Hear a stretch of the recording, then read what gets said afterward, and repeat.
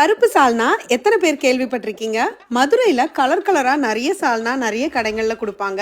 அதில் இப்போ ரீசெண்டாக நான் குமார் மெஸ்ல இந்த மாதிரி ஒரு கருப்பு சால்னா சாப்பிட்டேன். அவங்க இப்படி தான் செய்கிறாங்களான்னு எனக்கு தெரியாது, ஆனால் அதே டேஸ்ட்டை நான் கொண்டு வந்துட்டேன். கண்டிப்பாக இதை மிஸ் பண்ணாமல் ட்ரை பண்ணுங்க. ரொம்ப வர்த்தான ரெசிபி. தவால 2 டேபிள் ஸ்பூன் எண்ணெய், ஒரு பிரிஞ்சி இலை, கல்பாசி, ஒரு ஏலக்காய், ஒரு கிராம்பு, பாதி அன்னாசிப்பூ, 2 துண்டு பட்டை, 1 டீஸ்பூன் சோம்பு, 1 டீஸ்பூன் மிளகு, இது கூட 2 டீஸ்பூன் தனியா, 1 டேபிள் ஸ்பூன் வேர்க்கடலை, முந்திரி, பொட்டுக்கடலை, இதோட 1 டீஸ்பூன் கசகசாவும் சேர்த்து ஒரு 5 நிமிஷம் வறுத்துக்கோங்க. அடுத்து ஒரு கொத்து கருவேப்பிலை, 2 டேபிள் ஸ்பூன் கருவேப்பிலை சேர்த்து வறுத்துட்டு 3 பத்த தேங்காவை துருவி சேர்த்து நல்லா வறுத்துக்கோங்க.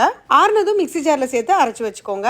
அடுத்து பிரஷர் குக்கர்ல ஒரு கரண்டி எண்ணெய், 1/2 டீஸ்பூன் சோம்பு, பிரிஞ்சி இலை, இது கூட 2 வெங்காயத்தை சேர்த்து நல்லா வதக்கிக்கோங்க. இது கூட 1 டேபிள் ஸ்பூன் இஞ்சி பூண்டு பேஸ்ட் சேர்த்து வதக்கிட்டு 3 பச்சை மிளகாய், கொஞ்சமா புதினா சேர்த்து வதக்கிக்கோங்க. அடுத்து 2 தக்காளி சேர்த்து வதக்கிடுங்க. நல்லா வதங்கினதும் 1/2 டீஸ்பூன் மஞ்சத்தூள், 1 டீஸ்பூன் மிளகாய் தூள், 2 டீஸ்பூன் மல்லித்தூள், 1/2 டீஸ்பூன் கரம் மசாலா சேர்த்து நல்லா கலந்துட்டு 1/4 கிலோ எலும்போடு சிக்கனை சேர்த்துக்கோங்க. இதுக்கு 1 டேபிள் ஸ்பூன் உப்பு சேர்த்துட்டு நல்லா இந்த மசாலாவோட சிக்கனை பரட்டுங்க. இப்ப அரைச்ச மசாலா அது கூட 3 கப் தண்ணி ஊத்தி நல்லா கலந்துட்டு நீங்க குக்கரை க்ளோஸ் பண்ணி 3ல இருந்து 5 விசில் விட்டு எடுத்துக்கோங்க. சிக்கன் நல்லா பஞ்சு பஞ்சா அந்த எலும்புல இருந்து பிரிஞ்சு போகணும். பாருங்க கலர் எவ்வளவு அட்டகாசமா வந்திருக்குன்னு. நீங்க இந்த ஸ்டேஜ்ல கூட இறக்கிக்கலாம். ஆனா சால்னான்றதுனால நான் இன்னும் ஒரு 3 கப் தண்ணி ஊத்திக்கிட்டேன். இதுக்கேத்த உப்பு நீங்க சேர்த்துக்கணும். 5 நிமிஷம் கொதிக்க விட்டு கொத்தமல்லி கருவேப்பிலை சேர்த்து இறக்கி பாருங்க.